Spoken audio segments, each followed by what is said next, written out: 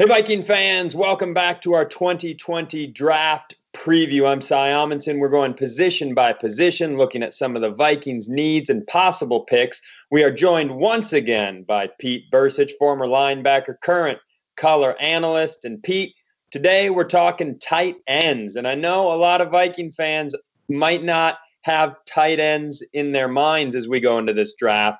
But Rick Spielman has always done a great job of taking the best players available throughout the draft that he thinks will help this team. So it's not unreasonable, given the departure of David Morgan, that the Vikings would look for a tight end at some point throughout this. No, and I agree with you 100% on that. You're always looking for guys. But the cool part is that Kirk Cousins may not want another tight end, but Dalvin Cook may want one of these tight ends. The run game, having a tight end that can hold up in the running game and block a defensive end is hugely important. We saw that for years with Jim Kleinsasser when you have a guy like that.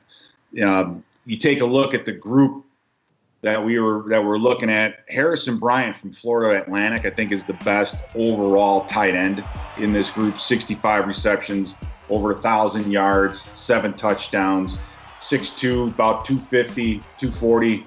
Runs decent, runs about a 4.7, but great run after the catch. You very rarely see this kid be brought to the ground by the first guy who hits him.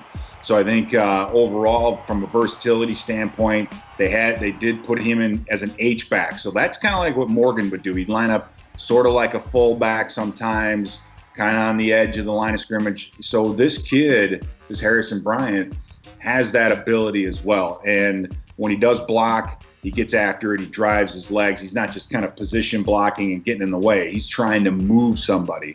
So Harrison Bryant, I think, would be a great addition now. Will he be around at a time when we could get him? We'll see. Hunter Bryant, tight end out of Washington. Good, solid receiving tight end, but he's kind of a poor man's Irv Smith Jr., right?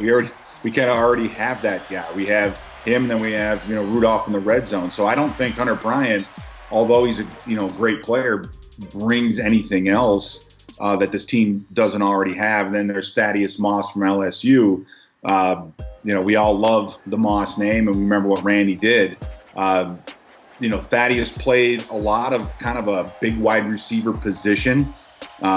He does work his rear end off, and he's not afraid to stick his nose in there, because tight ends, there's a group of tight ends who think, hey, I get paid to catch the ball and I get paid to score touchdowns. I don't get paid to hit defensive ends and play fullback, so they don't like it. But that, Thaddeus will stick his nose in there. He's not afraid to. Good hands and those kinds of things. But I think that's between what we already have. We have that space pretty much full. The next two guys, though, are intriguing. The first one's Colca from Notre Dame. Big guy, 6'4", 250, decent speed at 4.7, good hands, good run after the catch. He's not unbelievable, but he's solid. The thing with him, though, is with his frame, you can still put some weight on him and be a run blocker. I didn't get a chance to see too much film on him as a pure tight end run blocking, but if that is his forte, now you've got someone with some versatility. Now you got a guy that can line up, hold up, because let's face it, anyone who plays that other tight end position is going to block. Yeah, you're going to get the screen every once in a while. You're going to get a bootleg maybe to you. You kind of a keep them honest type play. But Cole Kmet, I think, would fill that role. The guy that I find intriguing is Adam Troutman from Dayton, meaning that he might be there later on in the draft, the 5th, the 6th rounds down there. He's a 6'5", 253-pound guy, runs about a 4.8, but he just has good hands, good red zone target, but he's big and he's solid. And I think a guy like that, if he wants to block, can move a pile.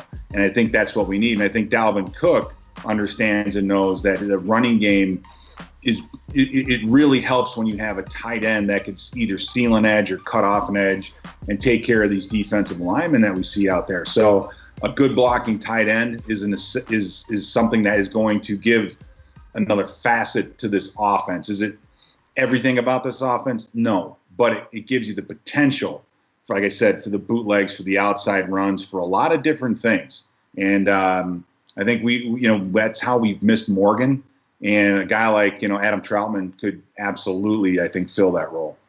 Well, and as you see, Pete, the offenses in the NFL continue to evolve, and you see these prospects coming out that can do so many different things from the wide receiver, running back, or tight end position. That's what's really intriguing about a guy like Troutman, because you're right, he's got that big body, could block, but he has the sort of hands that he could be a little bit of David Morgan, and he could be a little bit of Kyle Rudolph, and he could fill a bunch of different needs if he ends up being a good prospect down the line. No, absolutely. And so you just want to complement that group, right? You sit there and look at that group in a meeting room, and you have like I said, Kyle Rudolph's the red zone guy. You got Irv Smith Jr. He's the receiving tight end. He'll block and do some of those things. But then you have this big body, almost another offensive tackle, because he's not much he's not much smaller than some of these offensive linemen that we have. But you'd love to have that kind of size on the edge of that offense and that offensive line. And it's going to give defenses some issues. Yeah, 6'5", 253 is a big dude. Pete, this was fantastic. Thank you so much for joining us. Remember, Viking fans, we're breaking down every position for the 2020 NFL Draft and what the Purple might be looking for. Check them out on Vikings.com, and we will see you guys back here soon.